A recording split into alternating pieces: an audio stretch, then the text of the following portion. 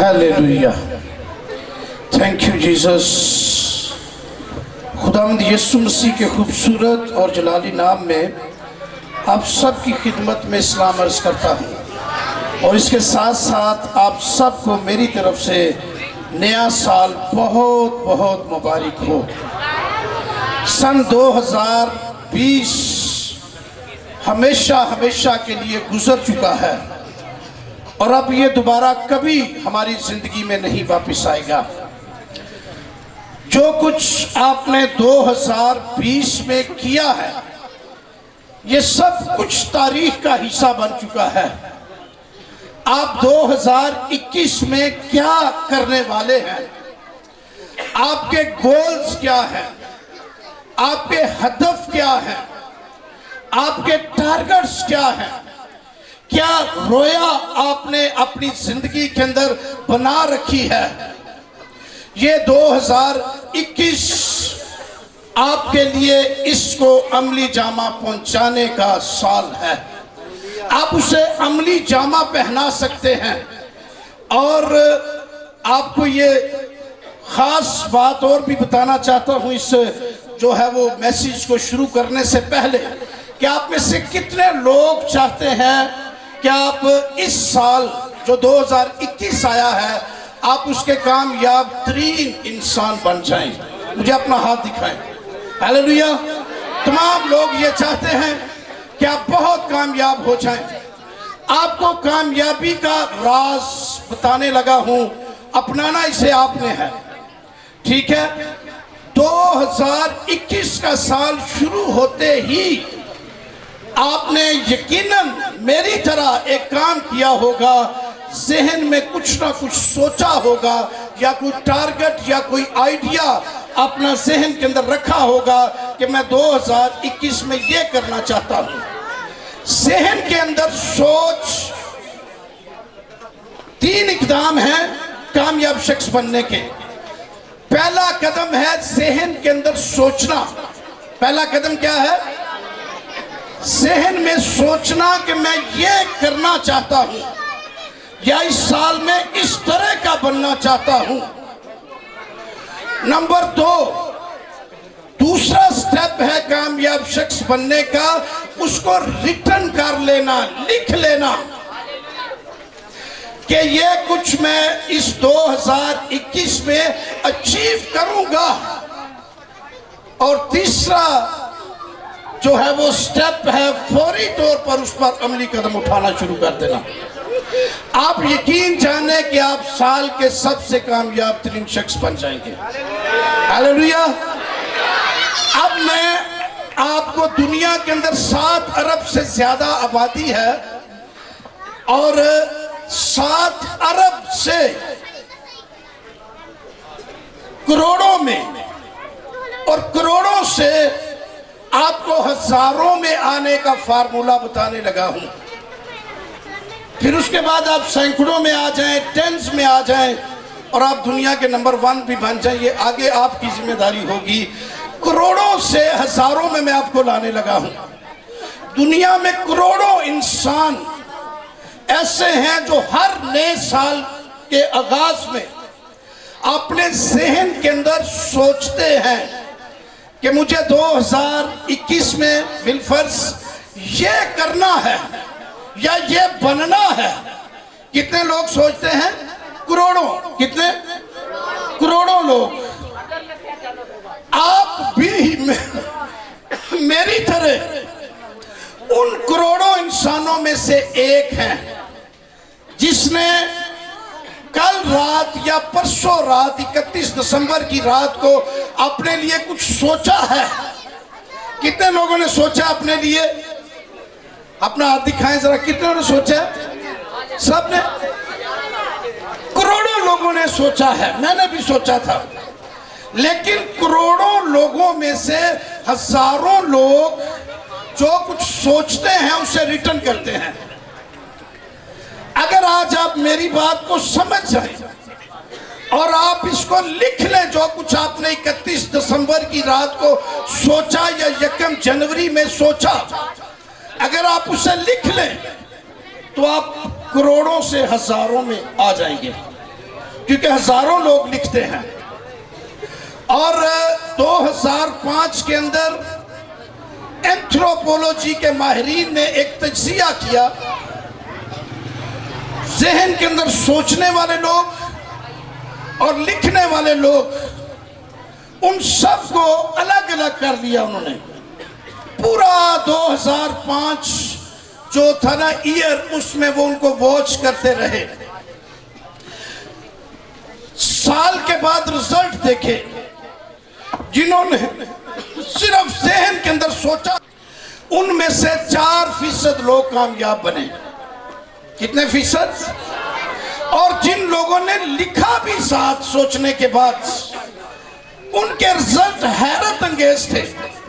उनमें से 44% लोग जो हैं वो अपने गोल्स अचीव करने में कामयाब बन गए। मैं ये चाहता हूं कि आप आज ही जो कुछ आपने अपने लिए सोचा है उसे लिख लें। इसके 2 फायदे होंगे। पहले नंबर पर आप करोड़ों से हजारों में आ जाएंगे, और दूसरे नंबर पर उन 44% लोगों में आपका शुमार हो जाएगा जो अपने गोल्स साल के एंड में अचीव करके कामयाब तरीन इंसान बन जाते हैं।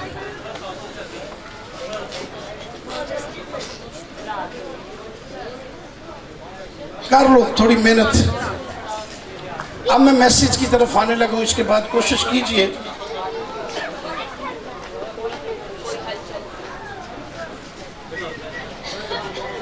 जो जिम्मेदारी मुझे दी गई है वो है वालिदैन के फराइज, ड्यूटी ऑफ पेरेंट्स।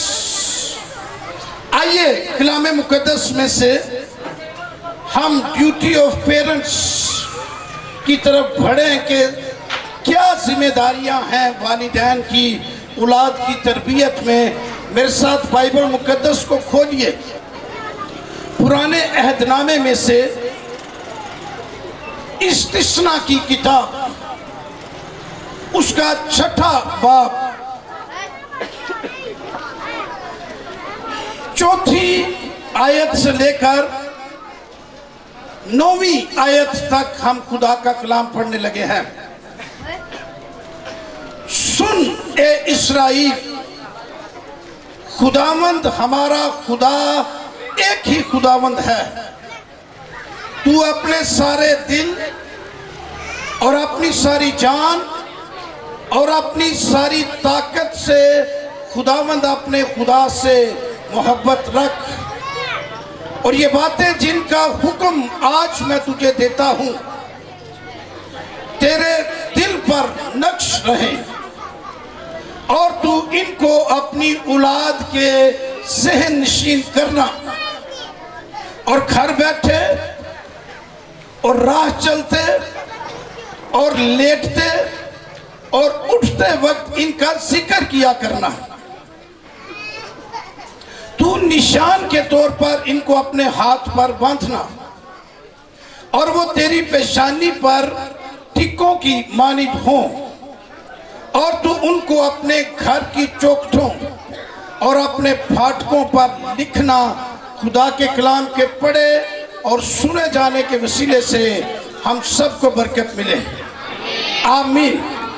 कलाम मुकद्दस का ये हवाला जो हम सब के सामने पढ़ा गया है, ये यहूदियों का कलिमा है और इसे कलमा शिमा कहा जाता है। शिमा का मतलब है सुनना, और इसी से अरबी जुबान का लफ्ज समा भी है।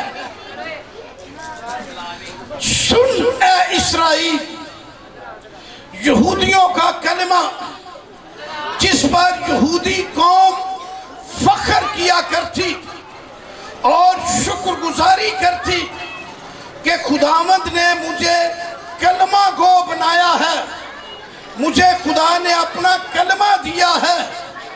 ना सिर्फ वो कलमे पर शुक्रगुजारी करते, बल्कि हर एक यहूदी पर यह फर्ज था कि वो इस कलमे को कम से कम 2 बार बुलंद आवाज के साथ जो है वो बयान करे। सो इसके अंदर वालिदैन की जिम्मेदारियां, ड्यूटियां बयान हुई हैं कि वालिदैन को क्या करना है। चंद एक बताने लगा हूं। सबसे पहली जिम्मेदारी जो पेरेंट्स पर इस कलमे के अंदर डाली गई है वो ये है कि आप अपने खुदा के साथ मोहब्बत रखें। पेरेंट्स के पर पहली जिम्मेदारी क्या है कि वो खुदा के साथ मोहब्बत रखें। अगर मैं पूछूंगा कि कितने लोग हम में से खुदा के साथ मोहब्बत रखते हैं, मेरा ख्याल है कि सारे लोगों के हाथ बुलंद हो जाएंगे। ये मोहब्बत रस्मी मोहब्बत है। खुदा हकीकी मोहब्बत पूछ रहा है। मोहब्बत के लिए जो इब्रानी लफ्ज यहां पर आहब आया है, जिसका पंजाबी तर्जमा होब भी है, खिंचाओ, खुदा के साथ लगन, खुदा के साथ ताल्लुक, खुदा के साथ राबता, खुदा के साथ लगन लग जाना। खुदा की मोहब्बत में गिरफ्तार होने का मतलब यह है कि अपनी सारी जरूरी चीजों, अपने सारे जरूरी कामों, अपनी सारी जरूरी मसरूफियात, अपने सारे अहम तरीन रिश्तेदारों को छोड़ छाड़ कर जिंदा खुदा के कदमों में आ जाना, उसकी बंदगी करना शुरू कर देना, ये खुदा के साथ मोहब्बत है। और खुदा इस मोहब्बत का तकाजा करता है। खुदा चाहता है कि अपने पूरे दिल के साथ खुदा से मोहब्बत रखें, अपने पूरे दिल के साथ, अपने पूरे, ठंड लग रही है, बोलेंगे तो जिस्म गर्म हो जाएगा, आपका हीट पकड़ेगी।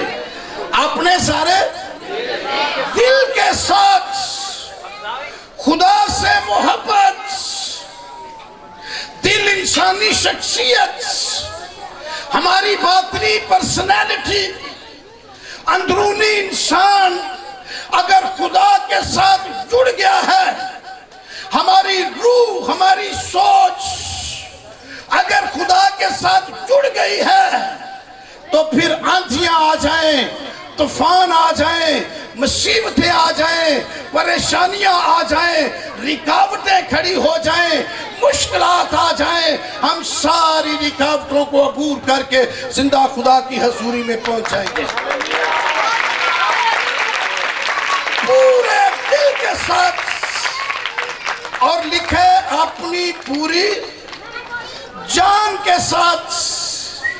जान हमारे इमोशन, हमारे जज्बात, जिसका इजहार हर एक खुदा का खादिम जो यहाँ वर्शिप कर रहा होता है आपसे इजहार लेना चाहता है। बार बार आपसे कहता है कि बोलो, बताओ। मैसेज सुनाने वाला खादिम, जज्बात आपके कैसे हैं? अपने पूरे दिल, अपनी पूरी जान के साथ खुदावंद अपने खुदा से मोहब्बत रखें। और तीसरा जो मोहब्बत के लिए बात बताई है, लिखा सारी अकल के साथ खुदावंद अपने खुदा से मोहब्बत रखें।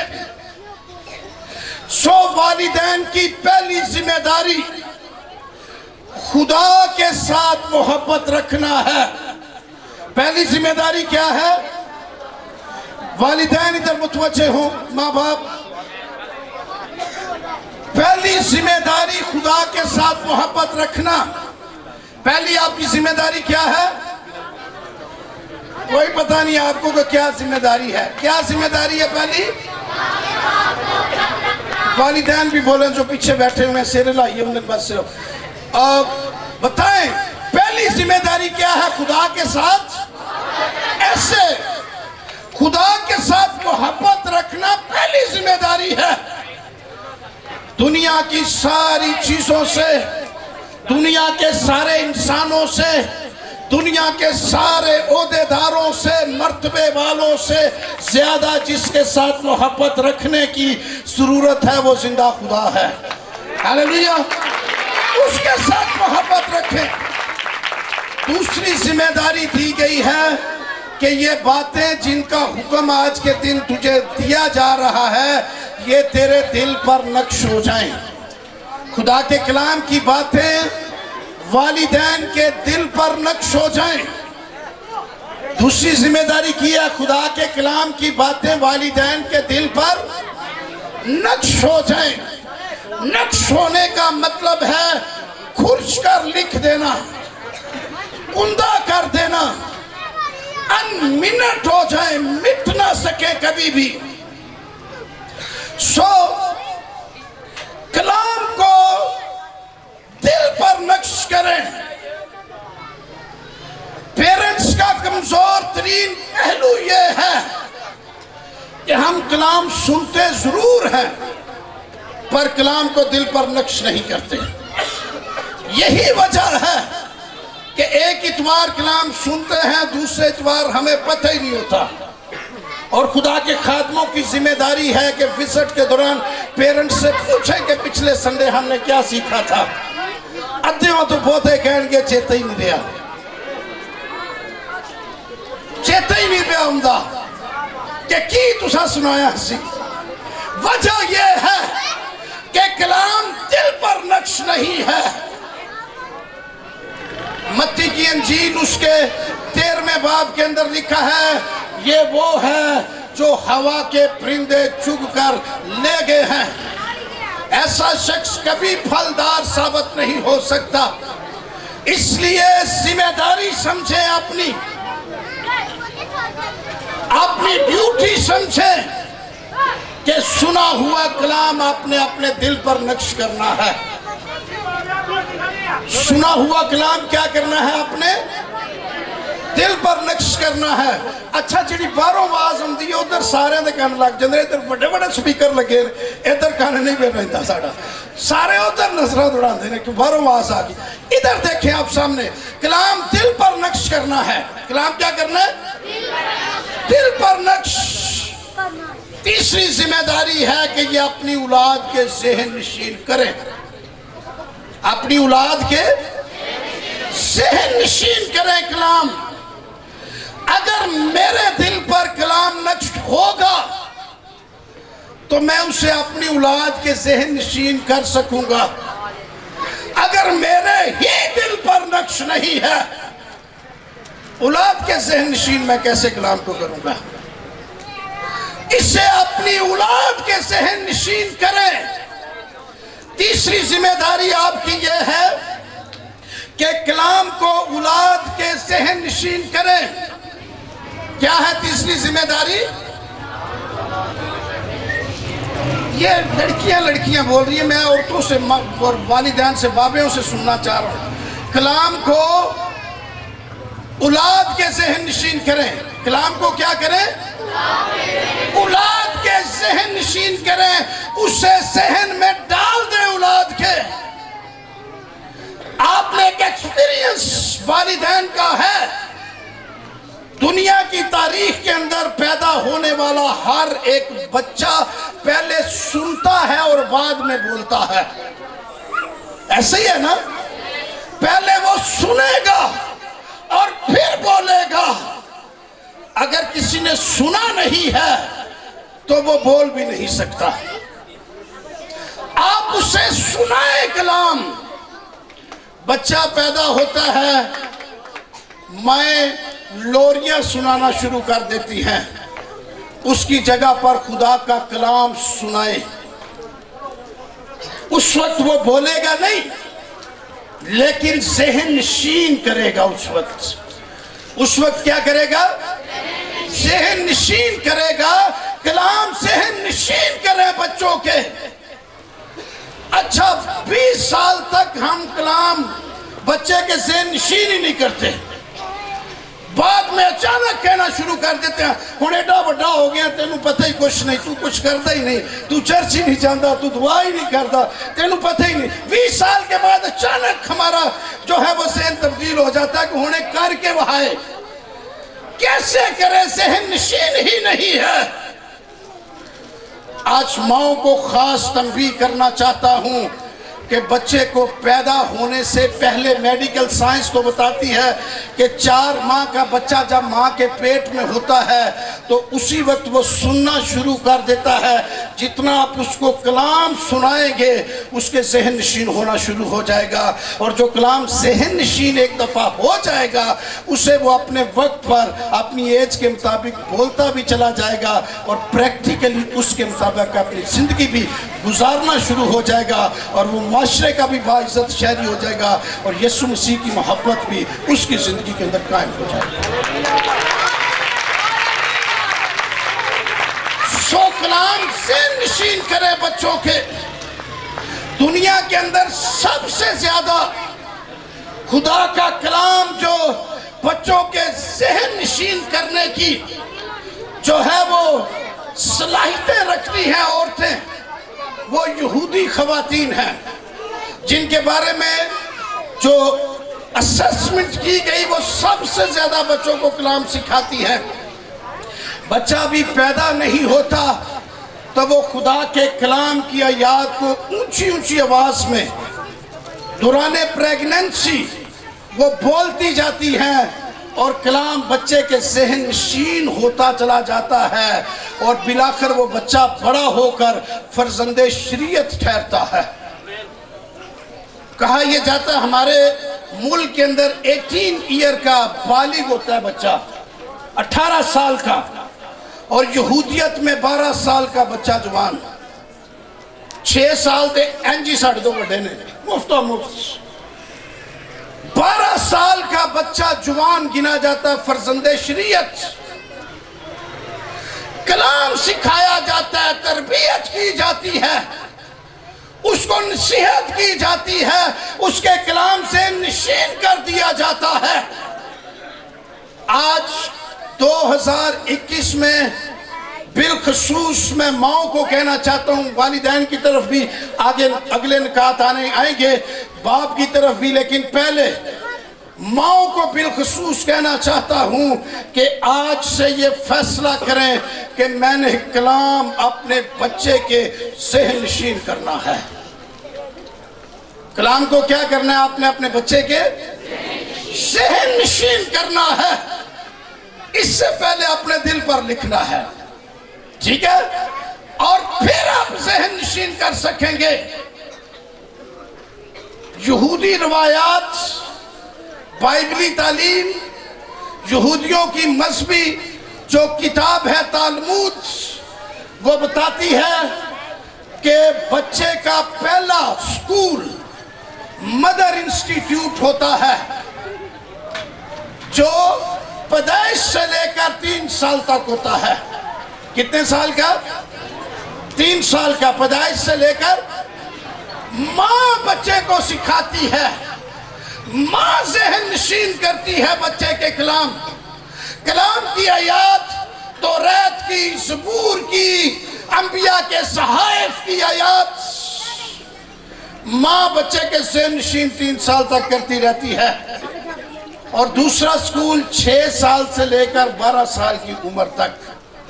दूसरा स्कूल 6 से, मुझे लगता है जेड़े बोलो तो बाजार ने ना करना कख भी नहीं, सही बात है। दूसरा स्कूल 6 से 12 साल।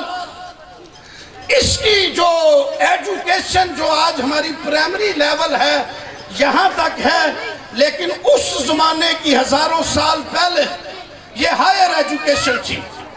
12 साल की उम्र में बच्चे को फर्जंदे शरीयत का सर्टिफिकेट दे दिया जाता कि अब ये शरई तौर पर जो है वो उलमा के दरमियान बैठने, कलाम की हिकमत की बातें सुनने और बयान करने के काबिल हो गया है। अभी भी आपको पता उनके जो ज्यूश हैं उनको मैट्रिक का सर्टिफिकेट उस वक्त मिलता है जब वो 10 मिलियन का बिजनेस करके देते हैं, वरना सर्टिफिकेट नहीं मिलता। आज ही एमए करो तो बाद नौकरी लाभने होने 6-6 साल। पोजीशन, सोच से नशीन कीजिए कलाम लोगों के, अपने बच्चों के। तो 12 साल की उम्र में फर्जंदे शरीयत कलाम को समझने वाला, जानने वाला। एक रवायत है तालमूद की कि रबी गैमलियल को एक जो इलाके का जो है वो महाराजा था, उसने बुलाया और उसने उसको कहा कि मेरे सवाल का जवाब दे। सवाल कोई मुश्किल तरीन उसने अपनी सोच में रखा हुआ था। उसने कहा बादशाह पूछे। रबी गैमलियल भी एक बड़ा माहिर उस्ताद था और बहुत बड़ा आलम था, दुनिया रहनुमाई लेती थी। गैमलियल से कहा गया कि मेरे सवाल का जवाब दे। सवाल यह किया गया कि आपकी बाइबल बताती आपका खुदा चोर है।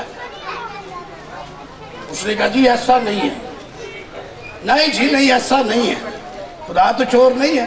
उसने कहा मैं साबित करता हूँ। बाइबल में से हजारों साल से दुनिया एरर्स निकाल रही है, गलतियां निकालने की कोशिश कर रही है, सिर्फ अपनी कम फहमी और कम इल्मी की वजह से।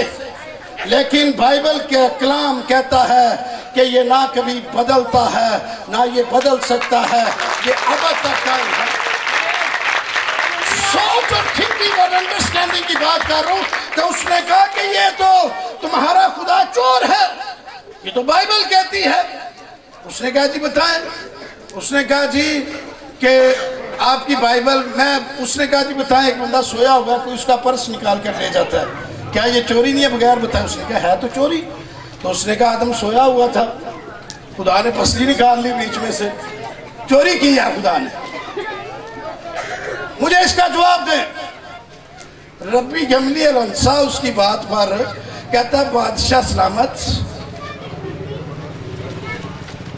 तेरा सवाल इतना छोटा है और मैं इतना बड़ा आलम हूं, मैं इसका जवाब देना अपनी तौहीन समझता हूं। मैं इसका जवाब देना अपनी तौहीन समझता हूं। मेरी 12 साल की बेटी इसका जवाब देगी। अच्छा, उसने सबसे बड़ा सवाल निकाला हुआ था। उन्होंने कहा 12 साल की बेटी जवाब देगी। उसने कहा बेटी को बुला लो। बेटी को बुलाया, बेटी के सामने उसने रिपीट किया सवाल। जब सवाल रिपीट किया तो बेटी ने कहा बादशाह सलामत, मैं तुझे इसका जवाब जरूर दूंगी। क्यों बेटी ने यह कह दिया? आता था, सीखा हुआ था, फर्जंदे शरीयत थी, कलाम अंडरस्टैंड करती थी। हमारा 12 साल का बच्चा होता तो वो पहले शर्माता, फिर कहता नहीं नहीं अबू मैं नहीं जाना। ऐसे ही है ना? नहीं नहीं अबू किसे और नु कहो, और कह दो ना, ठीक है। लेकिन उसने कहा बादशाह सलामत, मैं तेरे सवाल का जवाब जरूर दूंगी, लेकिन पहले मैं तुझे एक वाकया सुनाना चाहती हूँ। ये तमासील और वाकयात बताकर लोगों को समझाने का उनका शरई तरीकाकार था, समझाने का लोगों को मिसालों के जरिए, तमसीलों के जरिए, वाकयात के जरिए। तो उसने कहा मैं एक वाकया आपको सुनाना चाहती हूँ कि एक बादशाह था, उसके पास चांदी का एक प्याला था। वो बड़ा प्यार करता था उस चांदी के साथ, और बादशाह उसमें मैं भी पीता, बादशाह पानी भी उसी में पीता, और उस प्याले को अपने सिरहाने रख कर सो जाता था।